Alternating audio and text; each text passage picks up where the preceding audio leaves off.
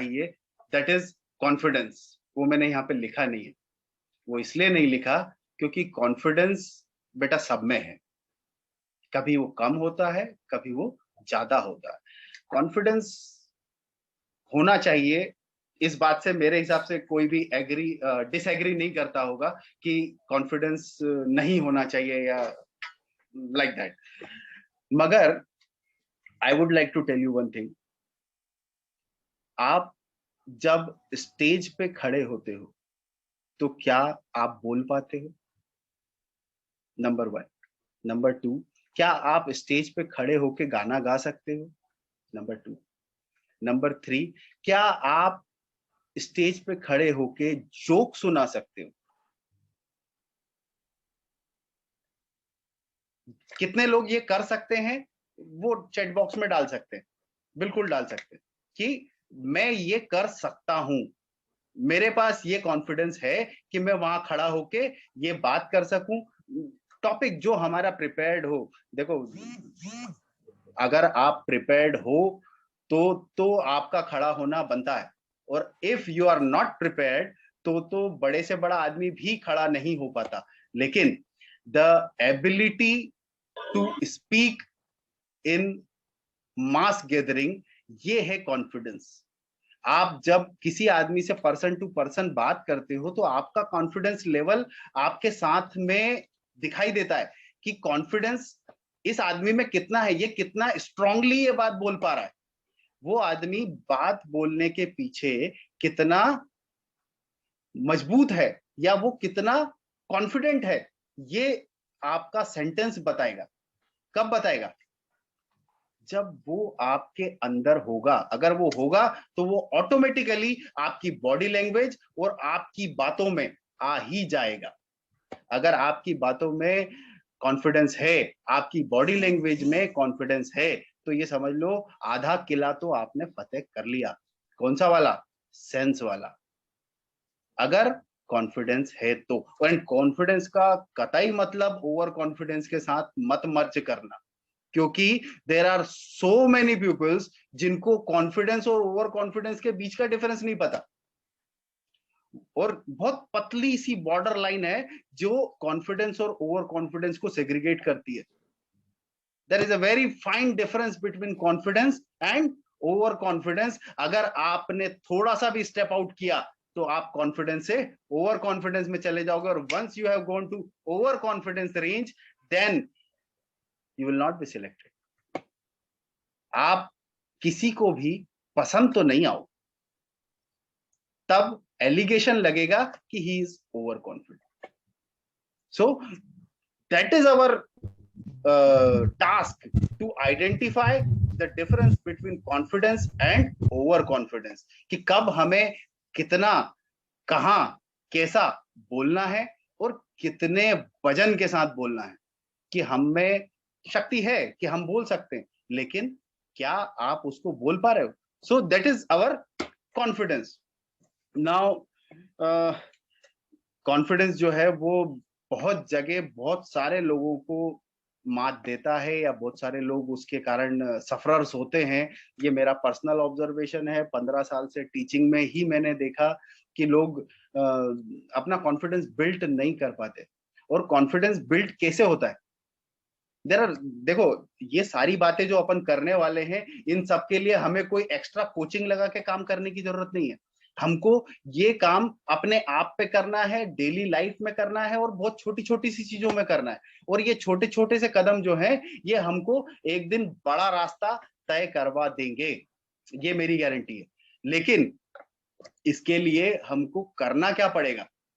इसके लिए हमको करना ये पड़ेगा कि there are so many stages, छोटे छोटे स्टेज होते हैं। आपके घर में गणेश चतुर्थी पे, गणेश मोहल्ले में गणेश चतुर्थी पे स्टेज लगता है ना? ऐसे बहुत सारे इवेंट होते हैं जहाँ पे आप छोटे छोटे से उसमें पार्टिसिपेट कर सकते हो। आपके कॉलेज में जो फंक्शंस होते हैं, जो आपके कॉलेज में रूटीन एक्सरसाइजेस होती हैं, उसमें आप पार्टिसिपेट करते हो।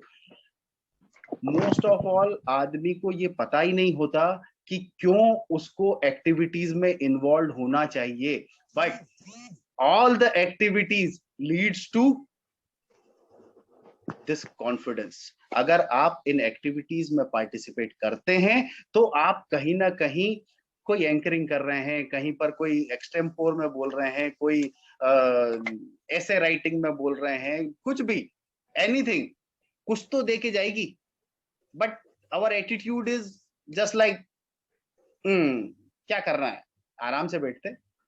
सो हमको इस एटीट्यूड को चेंज करना, मैं आता हूं इस एटीट्यूड पे भी आता हूं आगे। Next is value of money and time. What is value of money and time? We don't have value of time. We are having value of money, but we don't have value of time. हम सभी को देखो, value of money जो है ये एक prospective matter है। ये हमेशा इस बात पे डिपेंड करेगा कि आपकी जेब में पैसा कितना है। अगर आपकी जेब में पैसा ज्यादा है तो आप थोड़े अमाउंट की चिंता नहीं करो, और आपके जेब में अगर थोड़ा अमाउंट है तो आप हमेशा किसी भी अमाउंट की चिंता करोगे, किसी भी, भले ही वो कितना भी बड़ा क्यों ना हो, है ना। So money of value of money is a different matter, it's a prospective matter, लेकिन ये हम सब में होना चाहिए और ये हमें करना चाहिए। दूसरा, value of time. What is the value of time? The time for joining this meeting is 3:45। People join करते हैं इसको 4:15। कब? जब आपने 1000 रुपीज पे किया, तब जब आपने इसके एक एक सेकंड को पे किया हुआ है, तब आप यहां पर 15-20 मिनट लेट आते हैं। तो this is the value of time. Basically this is Indian culture, और we can say mentality, Indian mentality, कि हम थोड़ा सा लेट हो जाएंगे, कोई बात। Always we have to present ourselves on time or before time, because अगर हम before time नहीं चले तो किसी दिन कोई अपॉर्चुनिटी निकल जाएगी, वो हमारा रास्ता नहीं देखने वाले कि हम टाइम से 10 मिनट बाद आएंगे और वो हमको मिल जाएगी। ठीक है। So this should be our practice, कि ये हमारी ये प्रैक्टिस होनी चाहिए कि हमको इन सारी चीजों को, टाइम को, मनी को, ड्रेसिंग सेंस को, अपीयरेंस में दाढ़ी, शेविंग सब आ गया। मैं उसके अंदर डिटेल में अभी नहीं जाना चाहता क्योंकि टाइम भी मेरा खत्म भी हो रहा है। So next is rule of Darwin, survival of fittest. मेरे हिसाब से सबको पता होगा कि डार्विन जो है वो एक बहुत बढ़िया चीज बोल के गए थे, सर्वाइवल ऑफ फिटेस्ट, जिसके हिसाब से प्रकृति चलती है, नेचर जो गवर्न करता है, क्या? Survival of fittest. तो जब भी आप एक इंटरव्यू में जाने वाले हैं तो ये समझ के जाइएगा कि वहां पर ये सिद्धांत काम करेगा। हु विल सर्वाइव, या सर्वाइव वही करेगा जो कि फिट होगा, fit for that position, fit for that job, fit for that particular environment. अगर वो है तो वो वहां पर रहेगा, otherwise it will be thrown out. ठीक है। नेक्स्ट, एक्सप्रेशन और express. Interview is basically belongs to presentation. Presentation में ऊपर की सारी चीजें भी आ गई, उसके अलावा एक होता है वर्बल प्रेजेंटेशन, जिसमें टॉकिंग सेंस तो आता ही आता है, साथ में आपका टेक्निकल प्रेजेंटेशन भी आता है। अब देखिए, देयर आर सर्टेन केसेस जहां पर ऐसा हो सकता है कि आपको पूछा कुछ और गया है, लेकिन मुझे बतानी मेरी मास्टरेट है, तो मैं उस क्वेश्चन को इस तरीके से घुमाऊं या उस आंसर को इस तरीके से मोल्ड करूं कि मैं अपनी मास्टर जो है या जो मेरा एमएसपी है वो मैं उसको बता सकूं, काय में उसी के पूछे हुए question.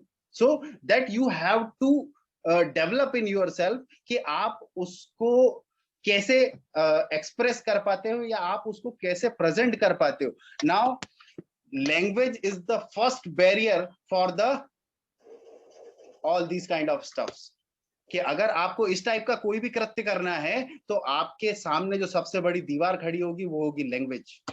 The language will be the hardest barrier, है ना। सो आपको लैंग्वेज पे कमांड क्यों करना है? ताकि आप इन सभी चीजों को ओवरकम कर पाओ, आप किसी भी कंडीशन में किसी भी आदमी के सामने रुको नहीं। आप उसके सामने इस तरीके से बिहेव करो या उस तरीके से बात करो, अपने आप को प्रेजेंट करो, उसके सवालों को, अपने जवाबों को कुछ इस तरीके से घुमाओ कि आप उसको वो चीज प्रस्तुत करो जो कि मेरी एमएसपी है, जो मेरा प्लस पॉइंट है, जो मेरा ब्यूटी है, मैं वो सामने दिखाऊं। मैं ये क्यों दिखाऊं कि उसने जो पूछा था वही बस बता के चुप हो जाऊं। अगर मेरा कम्युनिकेशन स्ट्रांग नहीं है तो ये दिक्कत आने वाली है। So we have to communicate, we have to be communicable in languages, जिसमें कि हमको इस तरह की मास्टरी रखनी है कि हम अपने आप को एक्सप्रेस कर पाए। Next is motive